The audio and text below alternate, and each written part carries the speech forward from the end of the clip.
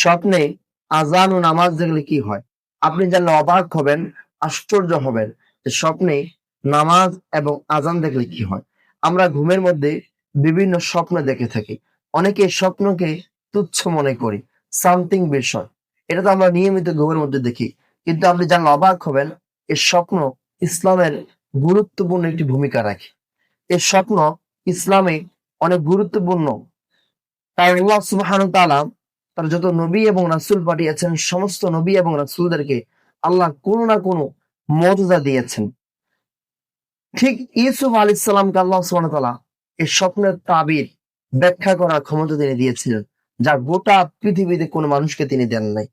হ্যাঁ, হযরত ইউসুফ আলাইহিস সালামের পরে অনেক নবীরা, আল্লাহর নবী রাসূলরা তারা তো ব্যাখ্যা জানতেনই। কিন্তু ইউসুফ আলাইহিস সালাম তিনি এমন একজন স্বপ্নের ব্যাখ্যাকারী ছিলেন যে গোটা পৃথিবীতে অতীতে আর ভবিষ্যতে, অতীতে আসে নাই এবং ভবিষ্যতে আসবে না। এত বড় একজন ব্যাখ্যাকারী তিনি ছিলেন। আপনি যদি স্বপ্নগুলো দেখেন, আপনি কি করবেন, কি করা উচিত? আজকে আমরা আপনাদেরকে বিস্তারিতভাবে বলবো ইনশাআল্লাহ।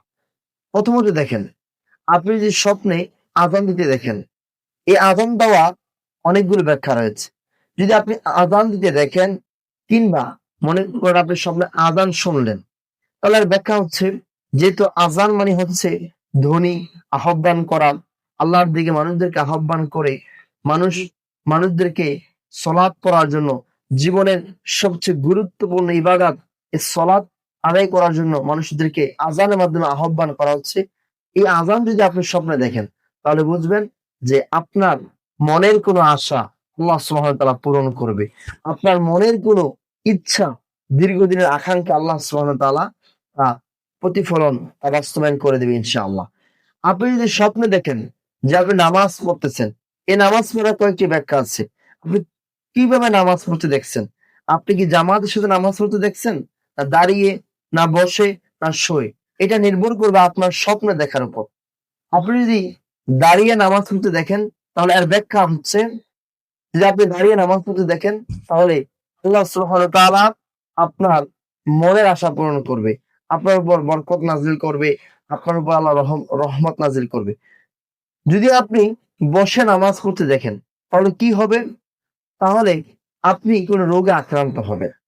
আপনি আপনার উপর রোগ বাসা বাঁধতে পারে। আপনি আপনার শরীরে বিভিন্ন রোগ ধরা পড়তে পারে। অচিরে আপনি মারাত্মক কোনো রোগে আক্রান্ত হয়ে যেতে পারেন। যদি আপনি শুয়ে নামাজ পড়তে দেখেন, তাহলে কি হবে? অনেক ব্যাখ্যাকারীরা অনেকেই এইটা বলেছে যে তাহলে সে তাড়াতাড়ি মারা যাবে। এটা তাড়াতাড়ি মারা যাওয়ার একটি লক্ষণ, একটি আলামত। এই স্বপ্নগুলো দেখলে আপনি কি করবেন? মনে করেন আপনি স্বপ্ন দেখলেন এই স্বপ্নগুলো, তাহলে আপনি কি করবেন? আমি আপনাদেরকে বলে দিচ্ছি, সহিহ বুখারীর একটি হাদিস। এই স্বপ্ন থেকে আপনি আল্লাহর কাছে দোয়া করবেন, হে আল্লাহ, এই স্বপ্নের মধ্যে যত কল্যাণ, যত বরকত রয়েছে তা আমাকে এবং আমার পরিবারকে আপনি দান করুন। এই স্বপ্নের মধ্যে যত ধরনের অকল্যাণ, ক্ষতি রয়েছে তা থেকে আমাকে এবং আমার পরিবারকে, আমার আত্মীয়-স্বজনকে এবং গোটা বিশ্বের মুসলিমকে আপনি হেফাজত করেন। আপনি আল্লাহর কাছে এইভাবে পানা চাইবেন এবং আপনি আপনার এই স্বপ্নের কথা কাউকে বলবেন না। মনে রাখবেন, স্বপ্নের কথা আপনি যাকে বলবেন, যেভাবে বলবেন, যেভাবে উপস্থাপন করবেন এবং ওই ব্যক্তি যা বলবে তা বাস্তবায়ন হয়ে যাবে। আপনি স্বপ্নের কথা কাউকে বলবেন না। আপনাদেরকে একটি ঘটনা বলে আপনারা বুঝতে পারবেন। আল্লামা ইবনে সিরিন রাহিমাহুল্লাহর জামানায় তিনি আপনার স্বপ্নের ব্যাখ্যা জানতেন। তার মধ্যে এখন বর্তমান এবং কেউ ব্যাখ্যা জানে না।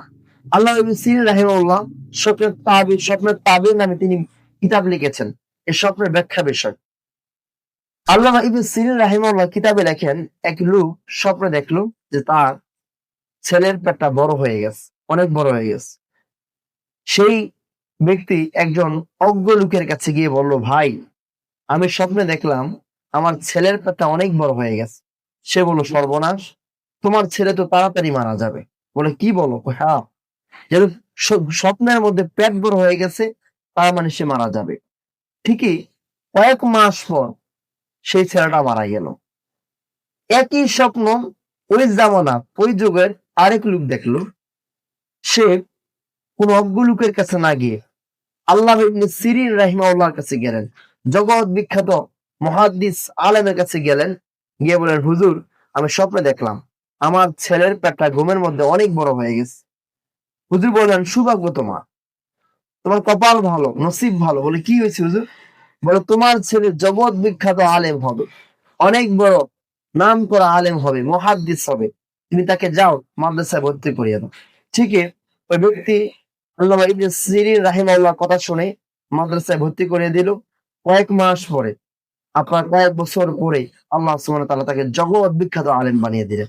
তাহলে আপনি দেখেন, একই স্বপ্ন একই একই যুগের দুই ব্যক্তি দেখলো, একজন অজ্ঞ লোকের কাছে বলার ফলে তার সন্তান কে হারালো, আরেক ব্যক্তি একই স্বপ্ন দেখে আলেমের কাছে বলার কারণে সঠিক ব্যাখ্যা জানার ফলে সে তার সন্তানকে জগৎ বিখ্যাত আলেম বানিতে পারছে।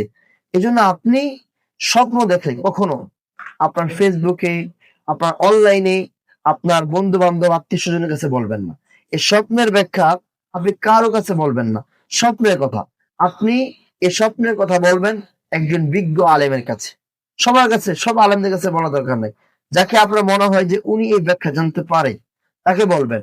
এবং এই স্বপ্নের ব্যাখ্যা সম্পর্কে সবাই জানে না, এবং এটা নিয়ে দীর্ঘদিন অ্যানালাইসিস গবেষণা করার ফলে এটা জানা যায়।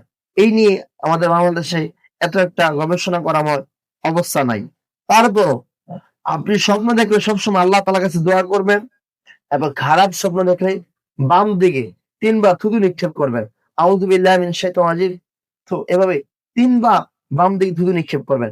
ঘুম থেকে ওঠার সঙ্গে সঙ্গে। এরপর আপনি এই স্বপ্ন থেকে আল্লাহর কাছে পানাহ চাইবেন।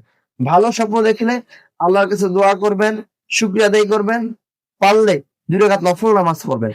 এইভাবে যদি আপনি আপনার স্বপ্নগুলোকে কাজে লাগাতে পারেন, তাহলে ইনশাআল্লাহ আশা করা যায় এই স্বপ্নের মাধ্যমে আপনি কোনো ক্ষতিগ্রস্ত হবেন না, এবং এই স্বপ্নের মধ্যে কোনো কল্যাণ এবং বরকত থাকলে অবশ্যই দুনিয়া এবং আখিরাতে আপনি একজন কামিয়াব এবং সফল মানুষ হতে পারবেন ইনশাআল্লাহ।